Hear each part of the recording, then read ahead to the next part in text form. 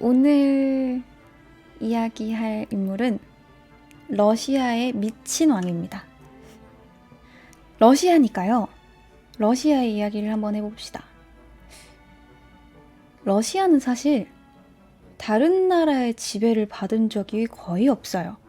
그런데 이 러시아가 몽골에 지배당한 적이 있어요. 13세기에 칭기스칸의 첫째 아들인 주치가 이끌었던 킵차크汗국의 지배를 받았는데, 이때 모스크바 공국이 발전을 해서 반항하기 시작했어요. 그리하여 140년간 지배를 받던 1380년 15만의 러시아군과 20만의 몽골군이 러시아의 돈 강 근처의 쿨리코보에서 대치를 하게 되는데, 몽골군을 막기 위해서 러시아군은 개울 근처에 포진해 있었어요. 개울을 건너오려면 아무래도 말들의 속도가 좀 느려지잖아요. 그래서 이 몽골군은 러시아군을 간단하게 포위하지 못했고, 치열한 전투 끝에 매복해 있던 러시아 군대가 몽골군을 덮쳐서 몽골군이 혼비백산에서 주랭랑치게 됩니다. 이것이 타타르에 대한 모스크바 최초의 승리인 쿨리코보 전투입니다. 이때 러시아는 전투에서 이기긴 했지만 몽골의 지배에서 완전히 벗어날 순 없었어요. 그리고 100년 뒤 모스크바의 이반 3세가 킵차크汗국의 충성을 공식적으로 거부했고, 이미 다른 나라와의 충돌로 쇠퇴해 있던 킵차크汗국이 별다른 전투 없이 대치 상황만으로 겨울을 나다가 킵차크汗국이 그대로 초원으로 돌아가게 됩니다. 그렇게 몽골군의 종속에서 벗어나게 되는데, 이 이반 3세는 비잔틴의 황제 조카 딸이랑 결혼을 했어요. 그러면서 비잔틴이 멸망한 후에는 제3의 로마라고 주장을 하면서 비잔틴의 쌍두 독수리를 그대로 따옵니다. 그래서 좀 권위를 높이고자 했어요. 왜냐하면 이때까지는 공국이었으니까요. 그래서 이때부터 로마 황제인 카이사르의 호칭을 러시아식으로 읽은 차르라는 이름으로 왕을 부르게 된 겁니다. 그리고 이 몽골군에게서 러시아군을 해방시킨 대왕 이반 3세의 후계 바실리 3세를 지나서 그 바실리 3세의 맏아들 이야기를 오늘 할 거예요. 이반 4세의 이야기입니다. 이반 4세는 바실리 3세와 후처 엘레나 사이에서 태어났어요. 원래 본처인 살로모니아가 있었는데 아들을 낳지 못해서 바실리 3세가 그녀와 이혼을 하고 그녀를 강제로 수녀원에 보내버립니다.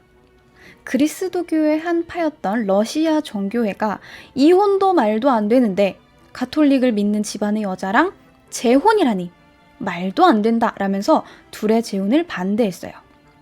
그래서 이 이반 4세가 태어나기도 전부터 그대는 약한 아들을 낳을 것이다. 그대의 나라가 공포와 눈물로 얼룩지리라. 피가 강처럼 흐르고 그대의 도시는 불길에 휩싸이리라. 라고 바실리한테 저주를 했다고 합니다. 그리고 이반 3세가 3살 때 아버지 바실리 3세가 사망했고요. 8살 때 섭정을 하던 어머니 엘레나가 독살로 사망하게 됩니다. 그래서 대공의 지위를 그대로 계승을 하긴 했지만 적대적이었던 대귀족들, 보야르들의 인정을 받지 못해서 형식적으로만 대공자기를 물려받았고 러시아의 크렘린궁에 거의 갇히다시피 살았어요. 먹을 것과 마실 것도 제대로 지급받지 못했고, 그 전에 여러모로 이반 3세의 전제정권에 눌려서 살고 있던 이 보야르들이 마음에도 안 들었는데 심지어 만만하잖아요. 그러니까 이반 4세를 얼마나 괴롭힐 거예요. 괴롭히는 것도 엄청 치졸하게 괴롭혀요. 대공이니까 대놓고 못 괴롭히잖아요. 그래서 해가 뜨기도 전에 귀족들이 이반의 침실에 몰려와서 고성으로 막 싸우기 시작합니다. 서로 논쟁을 벌이는 거야. 애 잠도 못 자게. 이때 이반의 나이는 13살도 채 되지 않은 나이예요. 그리고 이반이 자는 그 침실 근처에 개를 묶어놔서 개가 계속 짖으니까 이반이 잠을 못 자는 거예요. 게다가 누더기 같은 옷을 입혀서 궁 밖으로 쫓아냈어요. 게다가 채찍으로 때리기까지 해요. 밀실로 끌고 가서 고문을 하기도 했고, 이 어렸던 이반 4세의 눈앞에서 다른 사람을 살해하는 장면을 보여주기도 합니다. 이때 이반 4세가 다른 사람한테 쓴 편지가 있는데, 거기에는 안드레이 슈이스키가 더러운 신발을 내 침대 위에 올려놓았는데 정말 참기 힘들다 라고 적혀 있었어요.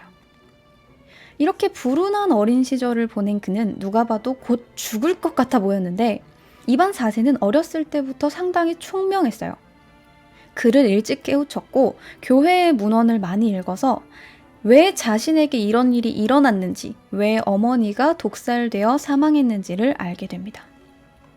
그리고 아주 운이 좋게도 유력 보야르 집안이었던 슈이스키 가문과 벨스키 가문에서 이제 그냥 눈에 뵈는 게 없는 거예요. 뭐 대공도 없고 전제정권도 없고 뭐 신경 쓸 사람이 없는 거죠. 그러다 보니까 권력을 잡기 위해서 서로 유혈극을 펼칩니다. 그러다가 이 슈이스키 가문이 최고의 권력자가 되었는데 자신의 권력을 유지하기 위해서 어린 이반을 조종해요. 총명했던 그는 학대를 받은 이후에 공격성을 띠기 시작합니다. 그래서 작은 동물들의 눈알을 뽑고 죽입니다. 그리고 말 타는 법을 배운 뒤로는 말을 타고 성내를 휘젓고 다니면서 채찍으로 사람을 후려치거나 마음에 드는 여자가 있으면 강간하고 다녔어요. 이렇게 잔혹한 면모를 보인 이반 4세는 13살에 자신을 학대하던 보야르의 1인자 안드레이 슈이스키를 체포해서 크렘린의 개 사육사에게 개밥으로 던져줍니다. 그러면서 본격적으로 권력을 강화해 나가기 시작했죠. 근데 생각을 해보면 13살이었던 이반 4세가 보야르들이 자신을 다 그냥 견제하고 있는데 무슨 힘으로 보야르의 1인자를 끌어냈을까 싶죠. 보야르 밑에 약간 지방 귀족 같은 사람들이 있어요. 그런 사람들을 드보리안이라고 불렀어요. 근데 이 드보리안들이 보야르들의 횡포가 너무 심해지니까 이반 4세의 왕위를 지지한 겁니다. 그래서 이반 4세는 성인이 되던 1547년 교회를 통해서 대관식을 치르고 몽골의 지배에서 벗어난 모스크바의 대공이 아닌 대왕이었던 칭호를 가진 할아버지 이반 3세의 차르를 그대로 따와서 러시아 차르로 등극한 최초의 차르가 됩니다. 물론 이반 3세가 최초의 차르이긴 하죠. 근데 즉위하면서 자신이 차르라고 명칭을 사용한 건 이반 4세가 처음이에요. 차르로 등극한 이반 4세는 명망 있는 로마노프 집안의 아나스타샤를 아내로 맞이합니다. 근데 이 아나스타샤는 로마노프 집안의 여자였어요. 동갑내기에 예쁘고 상냥하고 착한 아나스타샤가 불안하고 혼란스러웠던 이반 4세에게 심리적으로 안정감을 주게 돼요. 그래서 폭력적이고 개차반 같았던 이반 4세가 아나스타샤 앞에만 가면 순한 양처럼 굴었으며 둘 사이에 6명의 아이를 두게 됩니다. 물론 그 아이들은 어렸을 때 거의 다 죽었고요. 이반이랑 표도르 둘만이 성인까지 살아남았어요. 이반 4세는 1549년에 전국 의회를 소집을 해서 귀족, 성직자, 상인, 자유민 등을 모아놓고 개혁 정책을 논의하고 승인을 요청했으며 그 자리에서 자신의 어린 시절 보야르들이 자행했던 학대, 모욕, 부정부패 등을 고발합니다. 그리고 어떻게 했을까요? 나는 관대하다. 용서해 주겠다. 그러면서 자연스럽게 개혁의 명분을 얻습니다. 그래서 지방정부의 자치권을 중앙으로 귀속시키고 보야르들이 맘대로 하던 지방법권을 드보량과 자유민들이 참여하게 만들었어요. 그리고 귀족의 토지 세습권을 인정하지 않으며 각자의 봉토는 황제의 충성의 대가로만 승인한다라는 원칙을 세웁니다. 그래서 1550년에는 새로운 법전인 수제브니크를 편찬했고 이반 4세는 그렇게 절대 군주가 되어가고 있었어요.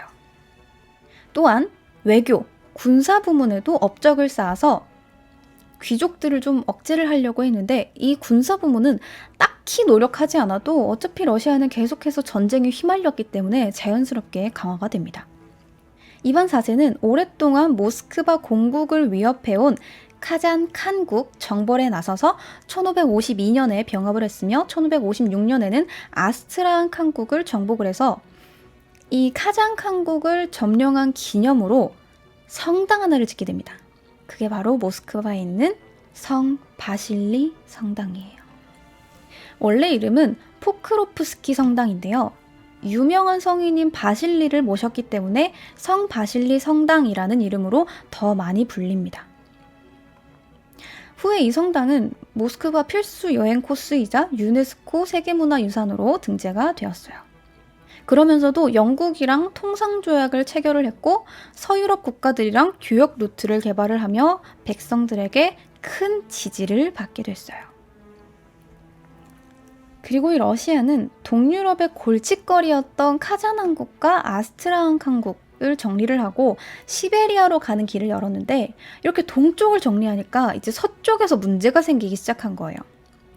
국경이 맞붙은 폴란드와 리투아니아가 결혼으로 연합을 구축을 하면서 세력을 점점 키운 거예요. 그러면서 러시아에게 위협적인 존재가 됩니다. 서로 눈치만 보던 러시아랑 폴란드랑 리투아니아 연합은 발트해를 가지고 눈치 싸움을 시작했어요. 러시아는 발트해를 꼭 먹었어야 했어. 왜냐하면 러시아에는 얼지 않는 부동항이 필요했으니까요.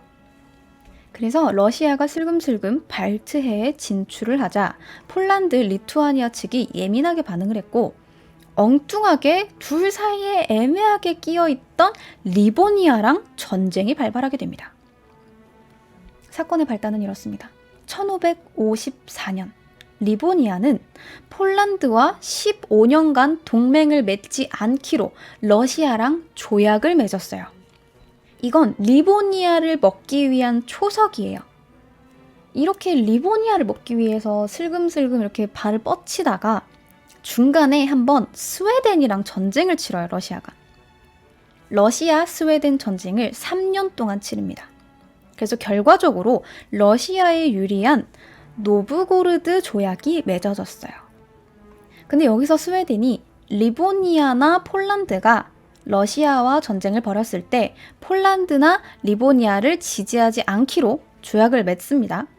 그리고 주변 4대 강국인 러시아, 폴란드, 리투아니아, 스웨덴, 덴마크, 노르웨이는 이 발트해의 이권을 잡기 위해서 눈치 싸움을 하고 있었는데 여기에 리보니아가 낀 거예요.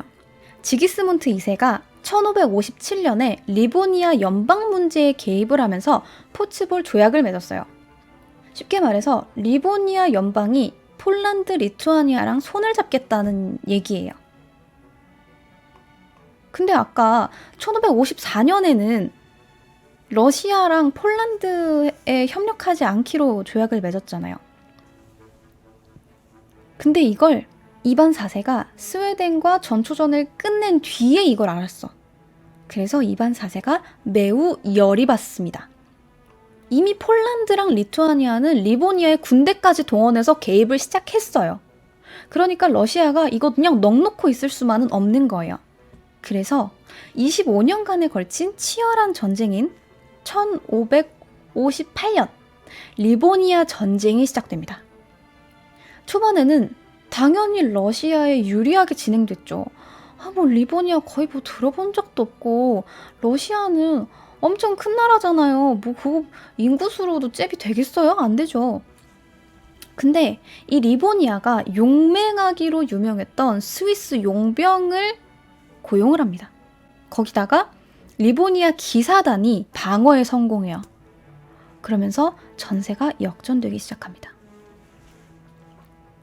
그리고 1561년 결국 러시아가 이긴 것도 아니고 진 것도 아닌 상태로 리보니아는 거의 지기 직전이었어요. 그냥 겨우겨우 방어에만 성공하고 있었는데 이 둘이 싸우는 와중에 리보니아랑 러시아가 싸우는 와중에 지기스문트 2세가 폴란드가 이미 주변을 다 먹은 거예요. 발트해를.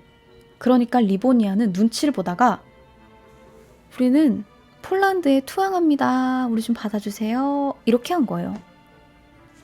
러시아 그냥 대놓고 엿먹은 거죠. 발트해 뺏겼죠. 뭐 전력도 완전 다 털렸죠. 거기다 리보니아는 피해 입은 게 뭐예요? 기사단이 와해된 것밖에 없어요. 실질적으로 러시아가 진 거죠. 게다가 리보니아와의 전쟁 때문에 전 군사력을 전쟁에다 투입을 시키다 보니까 외적이 침입하는 것조차 막지 못해서 국민들 사이에서 말이 많았는데 여기에다가 또 역병이랑 기근이 돕니다. 그래서 이반 4세의 인기가 바닥으로 추락하게 돼요. 이로 인해 이반 4세의 분노가 극에 달하게 되는데 사실 이것보다 훨씬 더 큰 일이 있었어요. 이반의 삶에 엄청나게 큰 영향을 미치는 사건. 그의 정신적 지주와 다름없었던 아내 아나스타샤가 사망한 거예요. 1560년 시름시름 앓던 아나스타샤가 사망합니다. 그는 아나스타샤의 죽음에 너무나 좌절한 나머지 아나스타샤를 데려간 신은 잔인하고 무분별했다. 이제부터 나도 똑같이 행동할 것이다. 라고 말하면서 광기에 사로잡히기 시작했어요. 이반 4세는 아나스타샤가 귀족들에 의해서 독살당했다고 생각을 했어요. 그래서 그때부터 귀족들을 잔인하게 숙청하기 시작합니다. 이복형 블라디미르와 자녀들을 독살하고 아내와 어머니를 익사시켜서 일가족을 몰살시켰어요. 그 외에 친지들, 보야르 드보럈을 가리지 않고 눈에 거슬리면 다 죽여버렸고요. 그리고 그는 1564년 마침내 최측근만을 대동한 채 모스크바를 떠납니다. 뜬금없이 자취를 감춰버렸어요. 어디로 갔냐면 알렉산드롭스키 성에 틀어박힙니다. 그리고 편지를 써요. 성직자와 자유민들에게 보야르들이 자꾸 정권을 위협하니까 국가를 내가 다스릴 수가 없다. 라고. 쉽게 말해 이간질을 시킨 거예요. 성직자랑 자유민들이랑 귀족들. 정확히 말해서 보야르들이죠. 근데 이게 먹힙니다. 그래서 보야르 두마가 다시는 무례하게 하지 않을 것이니 부디 돌아와 주시길이라고 한 발 뺍니다. 그래서 이제부터 차르는 지위 여하를 막론하고 재판 없이 사람을 처벌할 수 있으며 재산을 몰수할 권한을 갖게 돼요. 또한 오프리치니나의 건설에 착수하기 시작했어요. 이건 예외구역 혹은 특별구역이라는 뜻인데요. 러시아의 광활한 동북부 토지를 아예 그냥 소유권을 몰수해서 차르의 직할영지로 만든 거예요. 전제 정권을 휘두를 수 있는 토대를 마련한 거죠. 그 쉽게 말해 돈인 거잖아요. 더불어서 오프리치니나의 치안을 유지하겠다면서 오프리치니키라는 군대를 따로 창설합니다. 검은 옷이랑 검은 말을 타고 다녀서 흑위병이라고도 불린 이 군대는 오로지 이반 4세만의 명령에 복종했고 귀족이고 농민이고 가리지 않고 약탈하고 학살했어요. 이게 초기에는 1000명 정도로 구성이 됐는데 한창 활동할 때는 6000명까지 늡니다. 오프리치니키는 차를 험담하거나 아니면 불순분자를 색출하는 게 주 임무예요. 그리고 개 머리랑 빗자루를 들고 다녔어요. 무슨 의미냐면 차르를 반대하는 이들을 개처럼 물어뜯고 빗자루로 쓸어버리겠다 라는 뜻이에요. 이들은 사람을 굉장히 잔인하게 고문하고 살해했는데 어떻게 했냐면 사람을 끓는 물에 삶거나 긴 꼬챙이로 꿰거나 기둥에 묶고 천천히 돌려가면서 굽는 등 잔인하게 사람을 죽였어요. 이반은 잔인하게 사람이 죽을수록 더 좋아했고, 따라서 오프리치니키들은 이반 4세의 총애를 받기 위해서는 더 잔혹하고 더 많이 사람을 죽여야 됐던 거죠. 또한 이반 4세는 오프리치니키들의 집회에 가서 희생자들이 처형당하는 걸 보면서 즐거워했다고 합니다. 심지어 1570년에는 노브고로드시라는 마을이 리투아니아랑 내통했다고 의심을 하게 된 거예요. 그래서 이반 4세는 오프리치니키들을 보내서 6주 만에 노브고로드시의 사람들을 다 죽여버렸어요.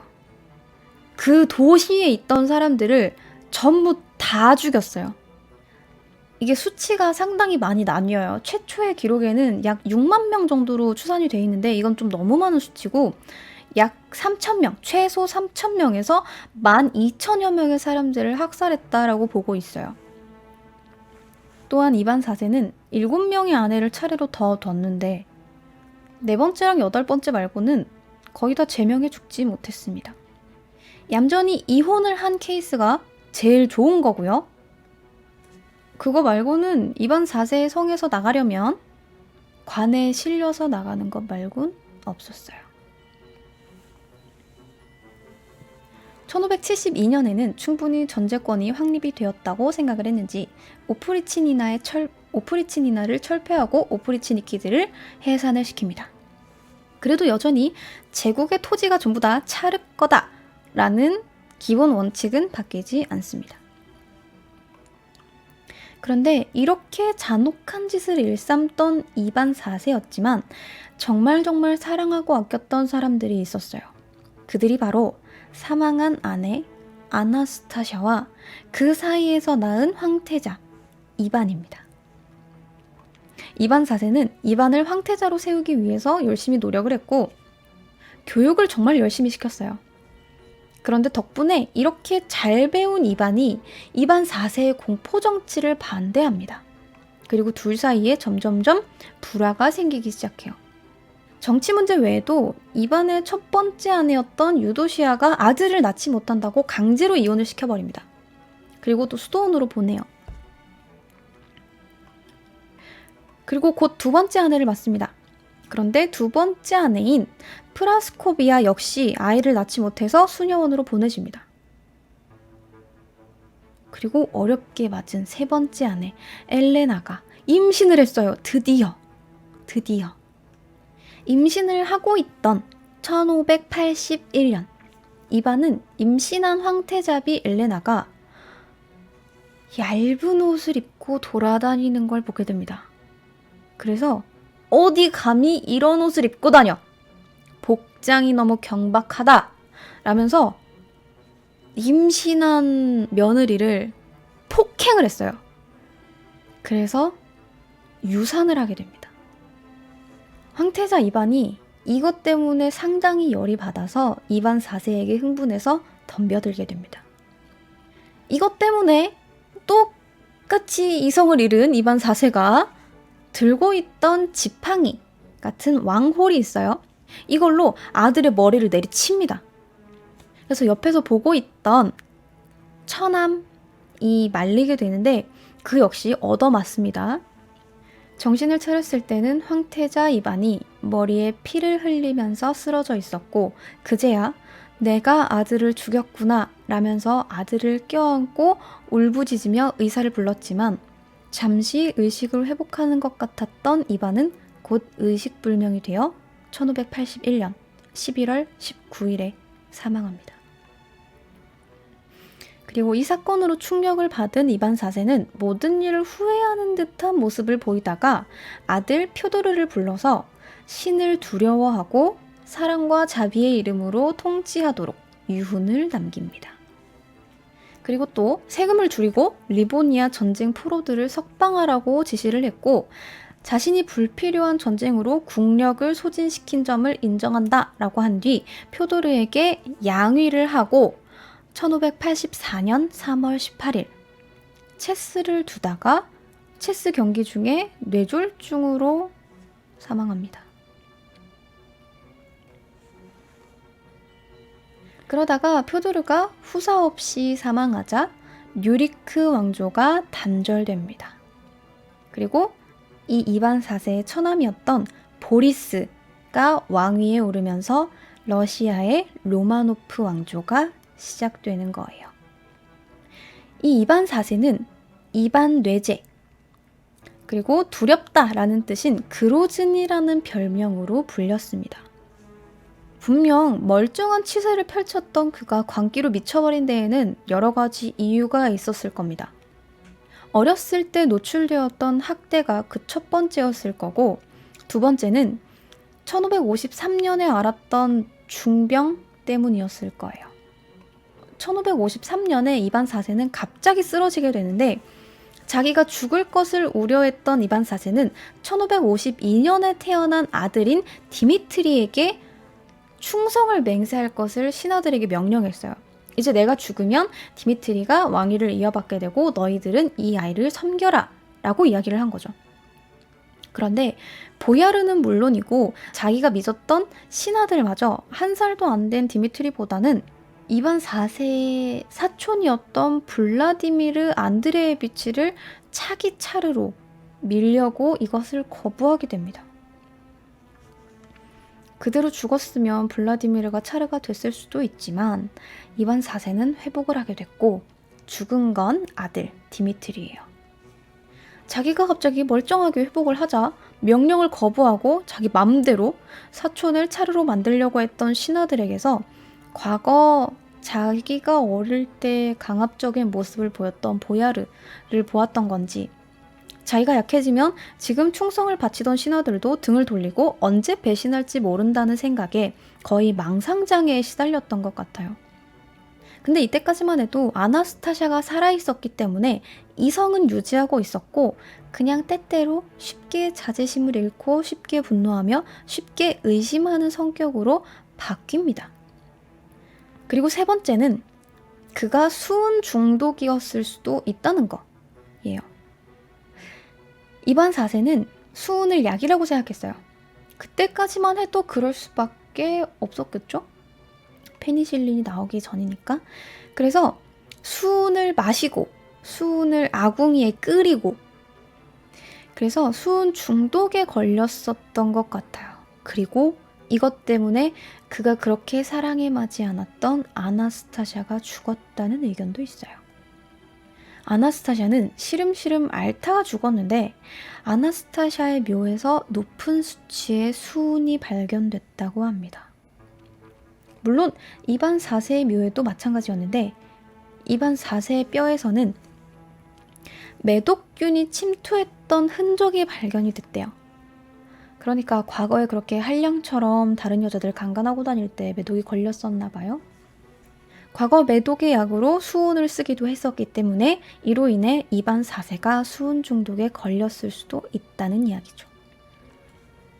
자, 이렇게 어쨌든 이반 뇌제로 불리며 안타까운 어린 시절을 지나 절대적인 차르로 군림했으나 사랑하는 아들을 자기 손으로 죽인 이반 4세의 이야기는 여기까지 할게요.